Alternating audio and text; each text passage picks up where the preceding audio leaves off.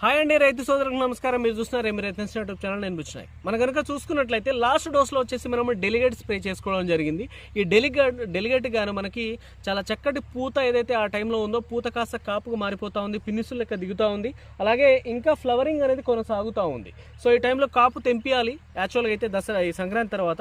కానీ ఇంకా మనకి చిగురు అనేది గ్రీనిష్గా వస్తూ ఉంది, పూత ఉంది కనుక ఈ పూత రాలిపోయే అవకాశాలు ఉంటాయి, పిందెలు కూడా రాలిపోయే అవకాశాలు ఉంటాయి, కొమ్మలు తెగే అవకాశాలు ఉంటాయి కనుక ఇంకో 10 రోజుల వరకు మనము పోస్ట్పోన్ చేసుకోవడం జరిగింది కాయలు తెంపేయడం.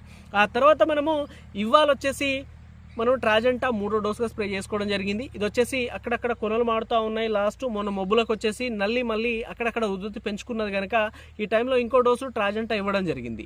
ఈ ట్రాజెంటా అనేది మనం ప్రజెంట్ వచ్చేసి నల్లికి, నల్లతామరకి, అలాగే కొనలు మాడుతూ ఉన్న దాన్ని క్లీన్ చేయడము, ఆ తర్వాత చాలా చక్కటి గ్రోత్ రావడం, వచ్చిన గ్రోత్ మీద పూత ఇలా వస్తున్నటువంటి పూతని ఇంకా ఇంక్రీజ్ చేయడం. సో అందుకోసం అని చెప్పేసి 3వ డోసుగా ఇచ్చాము. ఇప్పటికి 2 సార్లు స్ప్రే చేసి ఉన్నాము.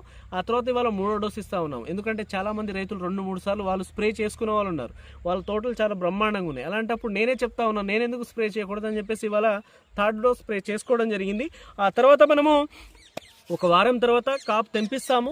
ఒకవేళ ఇంకా కాపు మనకి పూత వస్తూ ఉంది, పూతని ఇంకా కాపుగా మార్చుకోవాలని చెప్పేసి అనుకుంటే, ఒకవేళ ఆగే పరిస్థితులు ఉంటే జనవరి ఎండింగ్ వరకు కాపు తెంపించకుండా ఇంకో కాపు సెట్ చేసుకోవడానికి మనం ప్రజెంట్ వచ్చేసి ఒక 4 డోసులు సెట్ చేయడం జరిగింది.